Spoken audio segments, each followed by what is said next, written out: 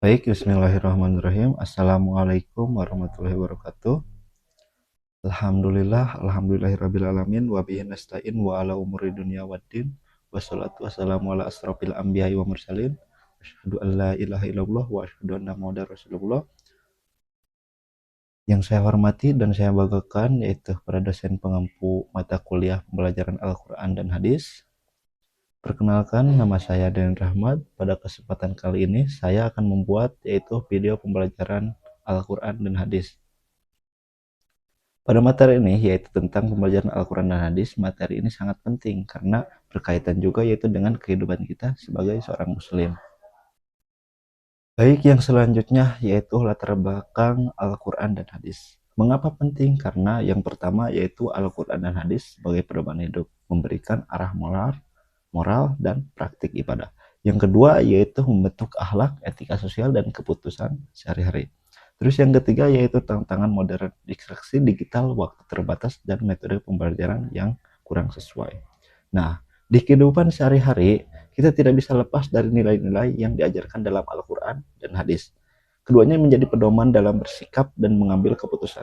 Namun, di era sekarang banyak tantangan seperti penggunaan gadget yang berlebihan dan kurangnya minat belajar. Oleh karena itu, pembelajaran Al-Quran dan hadis harus dilakukan dengan cara yang tepat agar tetap relevan. Terus yang selanjutnya yaitu apa itu Al-Quran dan hadis?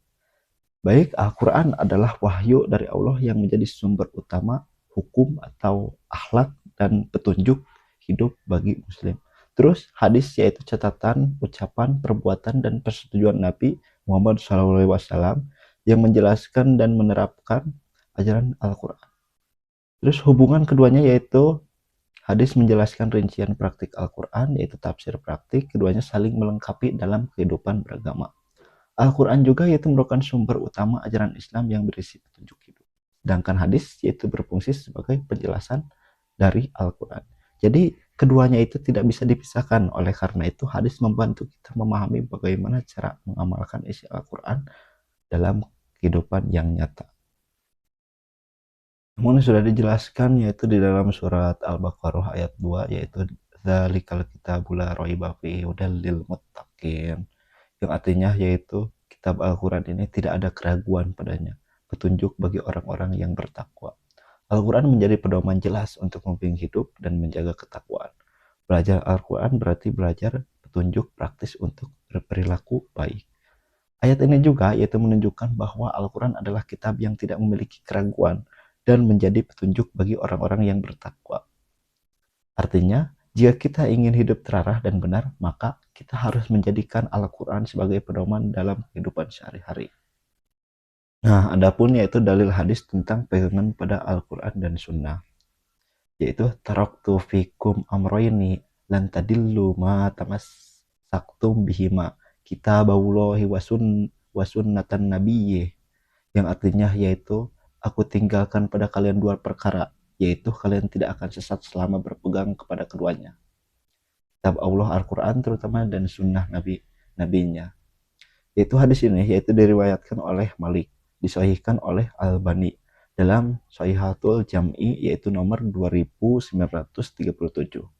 Hadis ini yaitu menegaskan bahwa kita harus berpegang pada dua hal, yaitu yang pertama Al-Quran dan yang kedua yaitu sunnah Nabi. Jika kita mengikuti keduanya, maka kita tidak akan tersesat. Ini menunjukkan betapa pentingnya mempelajari dan mengamalkan keduanya secara bersamaan.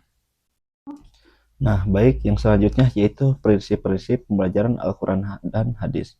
Yang pertama yaitu prinsip keimanan, yaitu menguatkan iman kepada Allah SWT.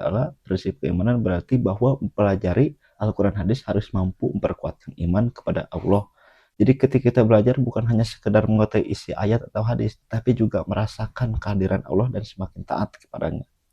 Terus yang kedua yaitu prinsip pemahaman.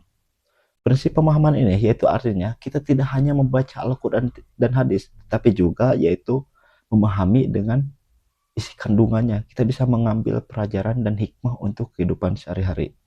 Terus yang ketiga yaitu prinsip pengamalan, yaitu menerapkan dalam kehidupan sehari-hari. Prinsip pengamalan ini berarti ilmu yang kita pelajari harus kita terapkan Jadi setelah kita belajar Al-Quran dan hadis, kita harus berusaha mengamalkan dalam kehidupan, seperti bersikap jujur, sabar, dan berbuat baik kepada orang tua.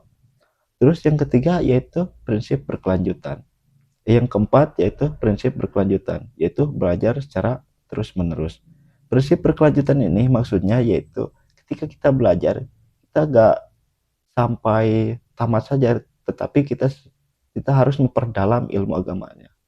Nah, jadi keempat prinsip ini saling berkaitan, yaitu kita belajar untuk mengaitkan iman, memahami isi, mengamalkan, dan melakukan secara terus-menerus. Nah, baik, sekarang saya akan menjelaskan yaitu komponen dalam pembelajaran Al-Quran dan Hadis. Di sini ada 5 komponen. Yang pertama yaitu tujuan, yang kedua yaitu materi, yang ketiga yaitu metode, dan keempat media, dan yang kelima evaluasi. Yang pertama yaitu tujuan pembelajaran. Yaitu tujuan adalah agar siswa bisa membaca Al-Quran dengan baik, yaitu memahami isi kandungannya dan mampu mengamalkan dalam kehidupan sehari-hari. Terus yang kedua yaitu komponen kedua, materi pembelajaran. Materi yang diajarkan meliputi ayat-ayat Al-Quran atau hadis Nabi serta cara membaca yang benar seperti tajwid dan juga memahami maknanya, dan seperti kita mengetahui makharijul huruf dan sifatul huruf. Terus yang ketiga yaitu metode pembelajarannya. Metode yang digunakan bisa berupa ceramah, diskusi, hafalan, dan juga praktik membaca Al-Quran agar siswa lebih aktif dalam belajar. Yang keempat yaitu media pembelajaran. Media yang digunakan bisa berupa Al-Quran, buku pelajaran, atau audio atau juga video agar lebih menarik. Dan yang kelima yaitu evaluasi pembelajaran. Ini adalah komponen terakhir. Evaluasi dilakukan untuk mengetahui yaitu kemampuan siswa baik dalam membaca Al-Quran, memahami isi, ataupun sikap dalam kehidupan sehari-hari. Jadi kelima komponen ini saling berkaitan dan sangat penting agar pembelajaran Al-Quran hadis dapat berjalan dengan baik. Nah, baik, selanjutnya yaitu dalil-dalil ayat dan hadis tentang belajar. Yang pertama yaitu ada Quran surat At-Toha ayat 114 yang berbunyi Waqur Robbi Jidni Ilman, yang artinya yaitu dan katakanlah ya Robku tambahkanlah ilmuku, dan doa yang mendorong belajar terus menerus.